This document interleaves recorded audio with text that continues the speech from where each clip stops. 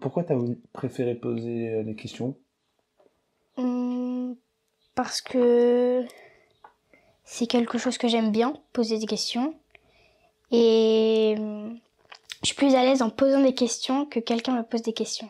Euh, Quand on te pose des questions, toi, généralement, tu te sens comment quand on te pose des questions sur toi? Stressée.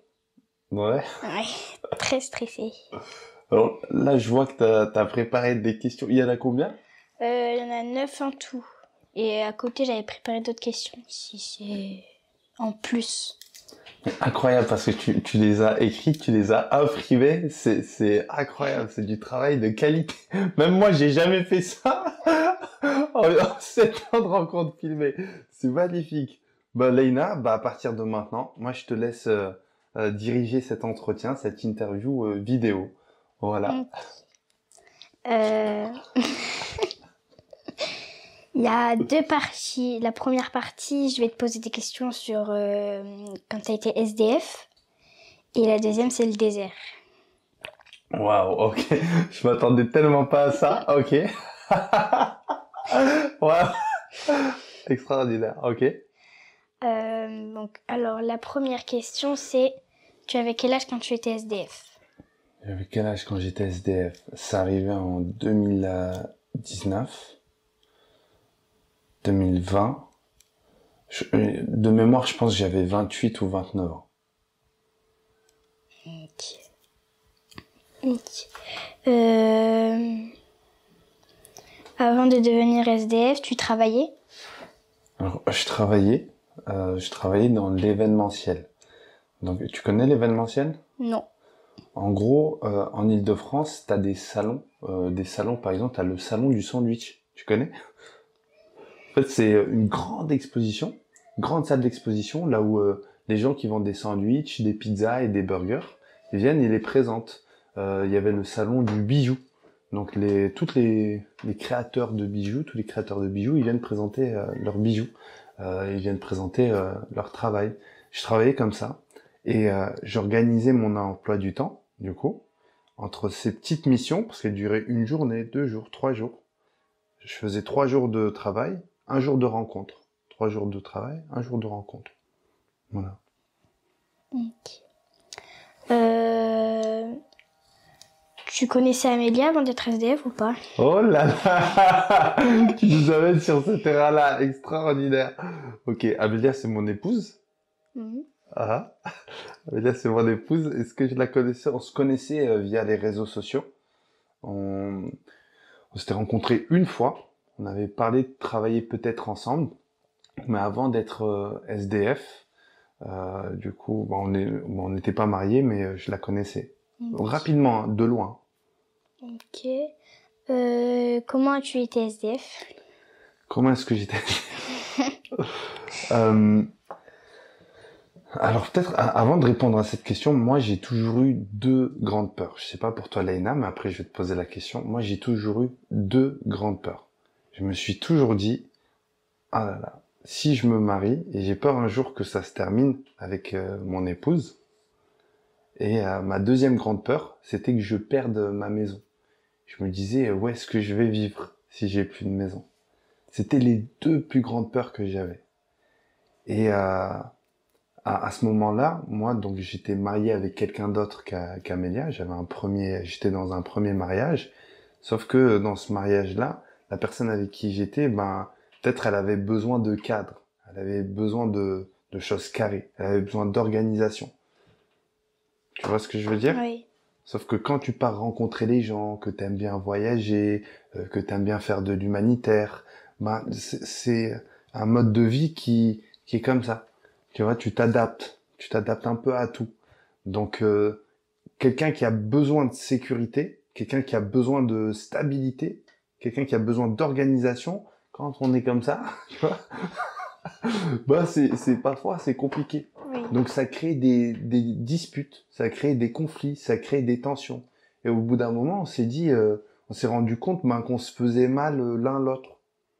Comme si, ben, en fait, il y avait de l'amour entre nous, mais on se faisait mal parce que quelqu'un il préfère ça et l'autre il préfère ça.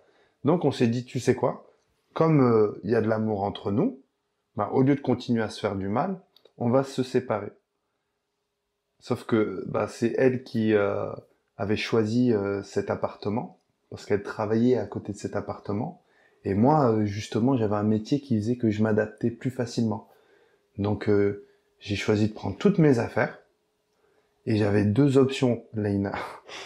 Deux options. Soit, il y avait des affaires qui rentraient dans mon sac. Et dans ce cas, j'allais pouvoir voyager avec.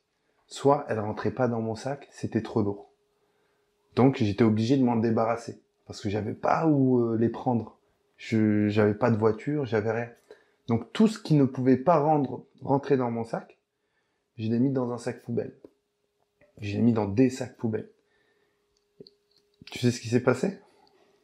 Imagine-toi, si tu devais te débarrasser de choses chez toi, tu te sentirais comment si tu devais te débarrasser des objets? Bah, un peu triste. Ouais. Parce que c'est les objets qu'on a eus, qu'on a gardés, qu'on a portés sur nous, qu'on a joué avec ou quoi. Et... oui, triste. C'est quoi l'objet que tu sais que ça serait très compliqué pour toi de t'en débarrasser?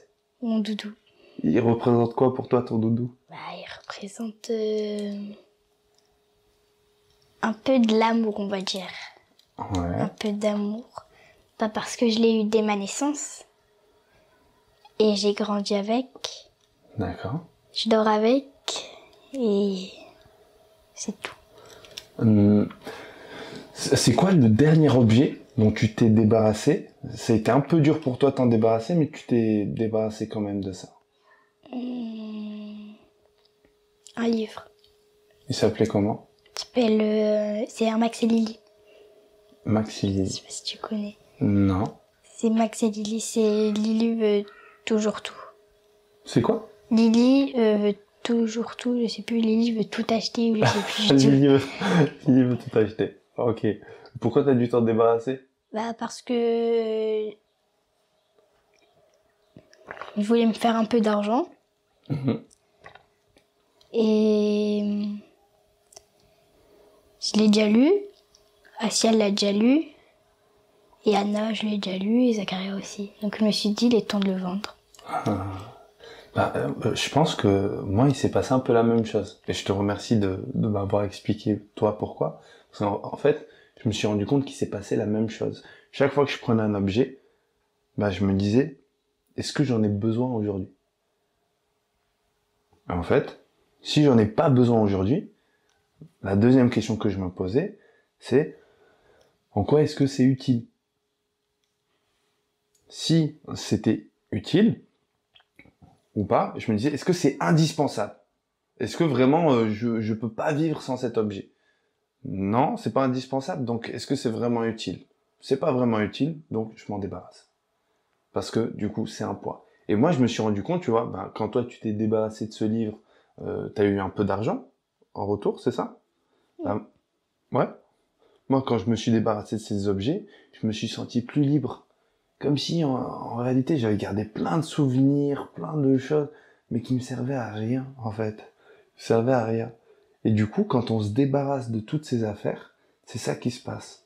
On se rend compte qu'on était attaché à plein de souvenirs du passé. Et ces souvenirs du passé, c'est ces souvenirs qui nous empêchaient d'avancer. Donc quand je me suis débarrassé de tout ça, je me suis senti beaucoup plus libre. Et à partir de là, j'avais deux options, deux choix. Soit j'allais peut-être dormir dans les rues, soit retourner chez ma maman, mais ça allait peut-être l'embêter. Soit embêter des amis. Donc aller vivre chez eux, chez des amis. Et donc je me suis dit, tu sais quoi? Qu'est-ce que je sais faire? Qu'est-ce que je sais faire? C'est quoi que je sais faire le mieux? Et je te pose la question, Daina. Qu'est-ce que tu sais faire le mieux, à part poser des questions comme ça?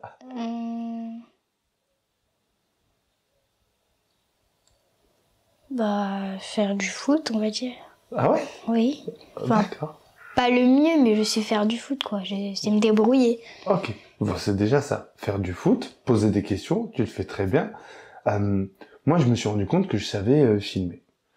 Et donc, je me suis dit, au lieu de rester comme ça dans mon coin tout seul, sans argent ni quoi que ce soit, bah vu que je peux pas travailler parce que j'ai pas de toit, donc j'ai pas de maison, donc je peux pas travailler, venir me doucher et tout ça à chaque fois, bah tu sais quoi, je vais travailler gratuitement. Je vais voir qu'est-ce que je peux offrir. Et voilà, je vais offrir le maximum. Tout ce que je peux offrir, je l'offre parce que j'ai plus rien à perdre. De ce qui était le plus important pour moi, je l'ai plus. Donc je vais voir tout ce que je peux offrir. Et c'est ce que j'ai fait. J'ai offert ma caméra et les questions que je savais poser pendant une année à plein d'associations, euh, à des gens. Et c'est comme ça que je me suis retrouvé à être SDF, mais à voyager. Ok. Euh, Est-ce qu'il te reste un peu d'argent? Il me restait un peu d'argent. À ton avis, il me restait combien? 3000? Waouh! Franchement, t'es forte. Presque. Il me restait 4 000 euros. J'avais 4 000 euros. Et tu sais combien il me restait à la fin de l'année? Dis un chiffre, comme ça on va voir si t'arrives à deviner. 100? Presque, il me restait 400 euros. Au début, j'ai commencé avec 4 000 euros et j'ai essayé d'économiser un maximum. Je me disais, chaque centime y comptait. Donc, j'économisais et à la fin de l'année, j'étais en Tanzanie. J'avais pas encore acheté mon billet retour pour la France et il me restait 400 euros. 400 euros pour acheter un billet et revenir en France. On était en pleine période du Covid, donc c'était compliqué de trouver un travail. Et heureusement, à ce moment-là, tu as posé une question sur Amélia. Bah, heureusement, on s'est rencontrés quand j'étais en Tanzanie. Donc, elle venait d'avoir un appartement. Et donc, quand je suis rentré, on est rentrés ensemble dans cet appartement. Ok. Tu avais déjà une caméra? Oui, j'ai une caméra depuis l'âge de 16 ans. T'as quel âge? Je vais avoir 11. J'ai une caméra depuis l'âge de 16 ans. C'est toi qui as eu l'idée? C'est des gens? C'est quelqu'un? Enfin, c'est un objet? C'est quoi? L'idée de quoi? L'idée de filmer les gens. Bah c'était au collège quand j'étais en quatrième. Quand j'étais en quatrième, c'est notre professeur de français qui nous a demandé de faire un travail avec une caméra, de filmer un journal télévisé. Je sais pas si je vais mettre des images de ça, mais il nous a demandé de filmer un journal télévisé. Moi, je venais de découvrir deux grands films que je te souhaite un jour de pouvoir voir. C'était Matrix et Le Seigneur des Anneaux. Et en fait, dans ces deux films, c'est l'histoire d'un personnage qui a une vie normale et qui, du jour au lendemain, il se rend compte que il peut vivre de grandes aventures. Parce qu'à l'intérieur de lui, il a l'énergie, il a les ressources, il a la force pour vivre ces grandes aventures. Sauf que lui, toute sa vie, il pensait que il était quelqu'un de normal. Mais d'un coup, il a vu ça. Et donc, les deux films, c'était l'histoire de personnages, de héros qui vivaient ça.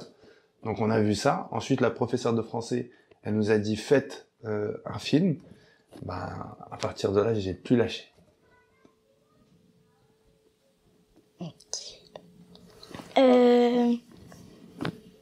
Tu as filmé qui en premier? Waouh, j'ai filmé qui en premier? Ben, je pense que c'est moi. Je me suis filmé moi. Parce que quand on a une caméra, on sait pas trop avec qui commencer, mais on commence avec soi. Et tu sais ce qui se passe? À ton avis, qu'est-ce qui se passe? Regarde, je vais retourner l'écran, comme ça tu vas te voir. Il se passe quoi là quand tu te vois? Je suis un peu gênée. Ouais? C'est bizarre de me voir. Ouais? Pourquoi c'est bizarre? Parce que...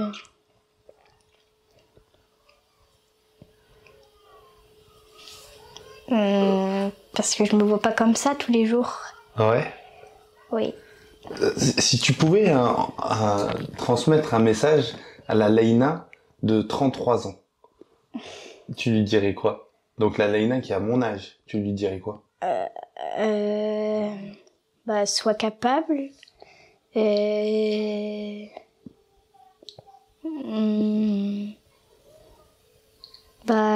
Tu es forte Et reste comme tu es. C'est un beau message, ça. Ok. On va le laisser de côté alors. Ouais, la première personne, c'était moi. Après, c'était mon grand frère. C'était mon grand frère. C'était les gens de ma famille. Ah, je me souviens, la première fois, on filmait des anniversaires. C'était horrible. Une angoisse. On posait une caméra comme ça sur un trépied. Et on restait comme ça, mais sans coupure ni rien. Et on filmait, on mangeait en silence. Après, c'était des mariages. Merci, Laïla, tu me rappelles des souvenirs. Je faisais des mariages. Mes cousins, mes cousines. Et c'était comme ça, ouais, que ça a commencé. Est-ce que tu filmais quelqu'un? Est-ce que déjà t'avais ta caméra quand tu étais SDF? Est-ce que quoi? Déjà t'avais une caméra quand t'étais SDF? Ouais. Et ben, à ce moment-là, justement, c'était ma meilleure amie. Et t'as filmé qui quand... Est-ce que t'as filmé quelqu'un quand t'étais SDF? Enfin, dans la rue, est-ce que t'as filmé quelqu'un avec ta caméra? Non, parce que, comme je t'ai dit, moi, en fait, il y a beaucoup de gens qui sont SDF, mais qui sont pas forcément dans la rue. Ah oui. Tu vois ce que je veux dire? Il y a beaucoup de gens qui sont SDF, mais en réalité, ils sont pas dans la rue, hein. Mais c'est juste qu'ils ont pas de situation. Ça veut dire, t'es toujours avec des sacs, Auchan, tu mets tes affaires dedans, t'as un gros sac que tu mets sur ton dos, t'as pas d'adresse, donc quand tu veux recevoir un colis, à chaque fois tu dois changer d'adresse, t'as pas de situation stable. Parce que généralement, par exemple, si tu veux travailler au Lidl, t'es déjà parti au Lidl? Oui. Bah, tu dois habiter à côté du Lidl. Sinon, c'est compliqué. Mais du coup, tant que t'as pas d'adresse, tu peux pas avoir vraiment un travail. Et donc, c'est compliqué. Mais il y a plein de SDF, tu sais, ils dorment dans leur voiture. Et la journée, ils vont travailler. Ils dorment chez des amis pendant 3 mois, 6 mois. Ils dorment chez de la famille. Il y a plein de gens qui sont dans cette situation-là. Moi, j'ai dormi un peu partout. J'ai dormi dans le lit de mes amis quand ils étaient pas là. J'ai dormi par terre au pied de leur lit. J'ai vécu 3 mois sur l'île de la Réunion. Je dormais dans un 9 mètres carrés avec un ami. Et cet ami, il était tellement généreux. Il avait un lit comme ça. Et il avait un lit gonflable.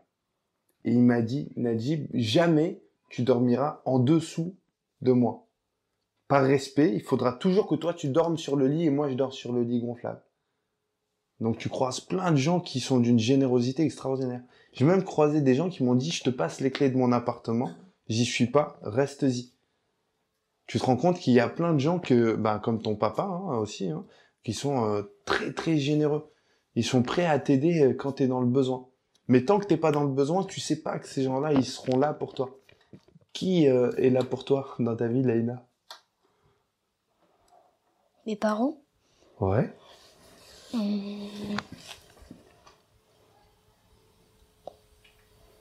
Mes copines?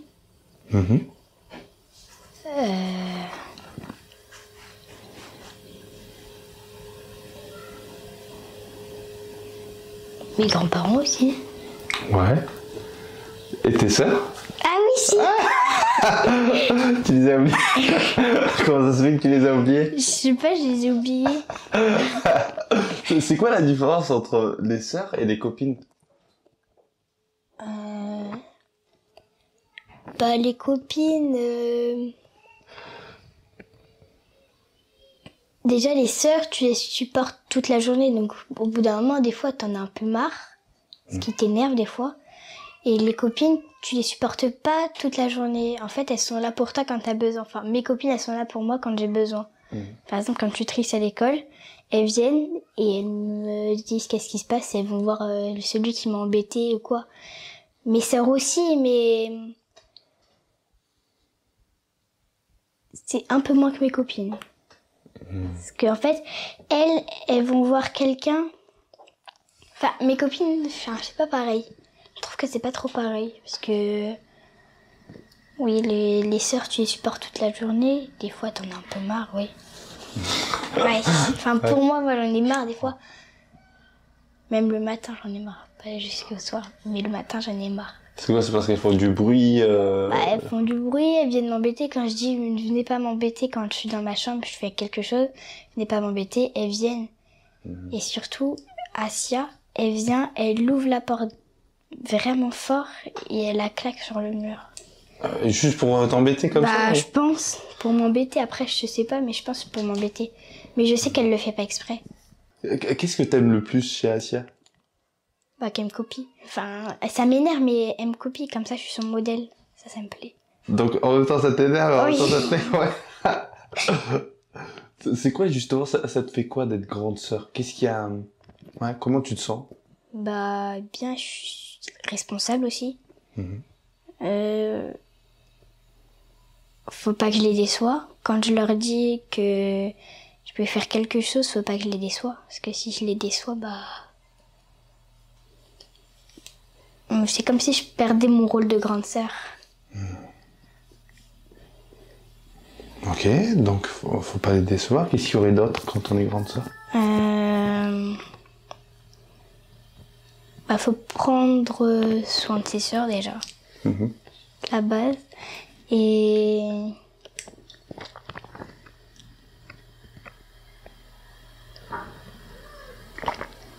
T'aurais aimé parfois ne pas être la grande?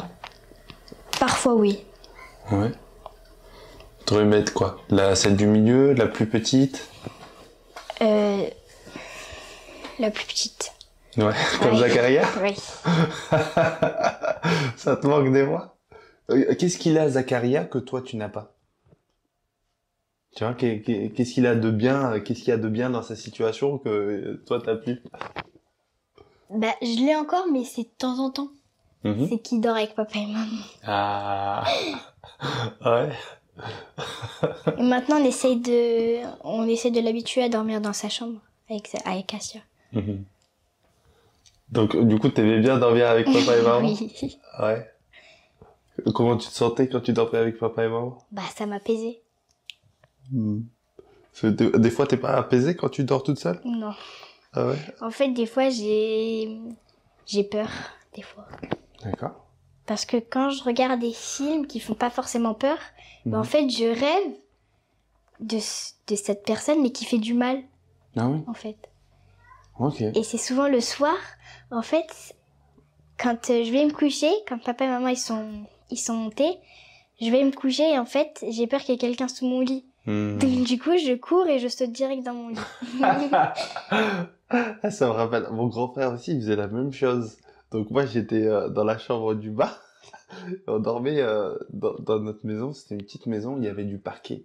Tu connais le parquet? Oui. Donc c'était du parquet. En fait, moi, à chaque fois avant de dormir, j'entendais tac.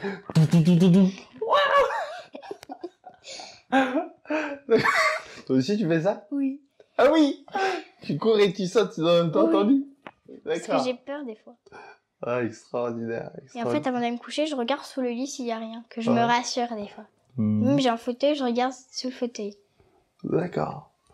Incroyable, incroyable. Et même avec Anna, des fois, la nuit, enfin même pas la nuit, c'est le soir, on entend des bruits, en fait, on s'imagine quelque chose. On dit c'est un voleur ou quoi que ce soit, sauf que pas du tout, c'est la machine à laver. Tu vois, quand tu voyages et que tu dors dans plein d'endroits différents, au bout d'un moment, tu t'apprends à faire totalement confiance. T'apprends à faire totalement confiance et tu sais que t'as pas d'autre choix que de bien dormir. Donc,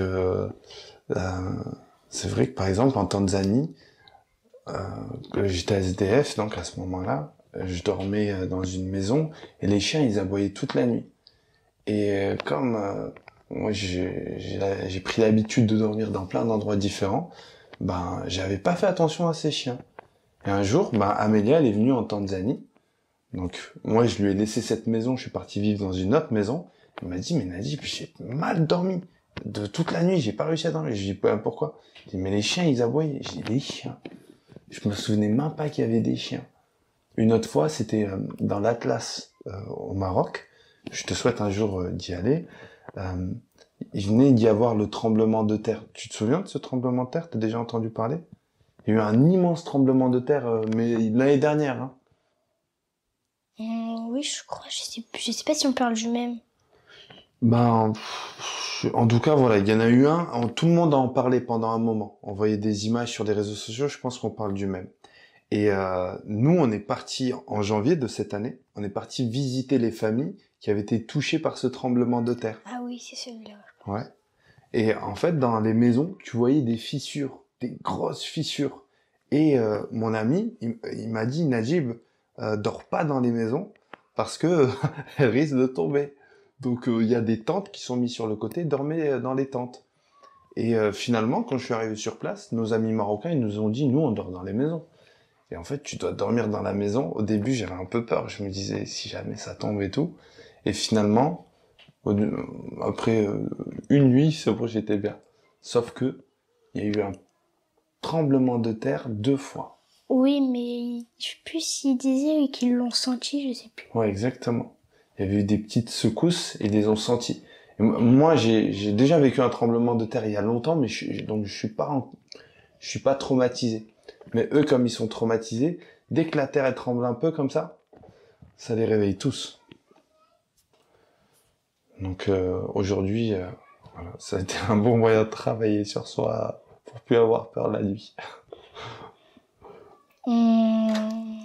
Là, ça va être la dernière question sur la partie SDF. Et c'est, t'es fier de faire ce travail?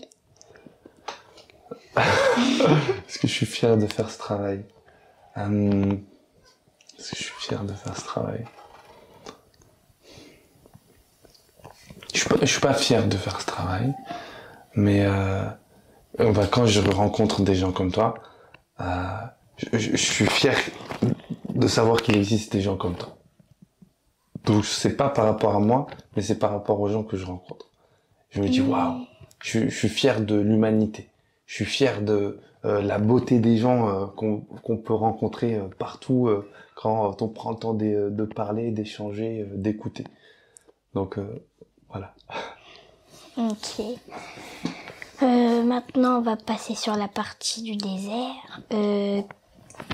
Comment as-tu eu l'idée de faire ça, de faire aller 30 jours dans le désert? Comment j'ai eu l'idée?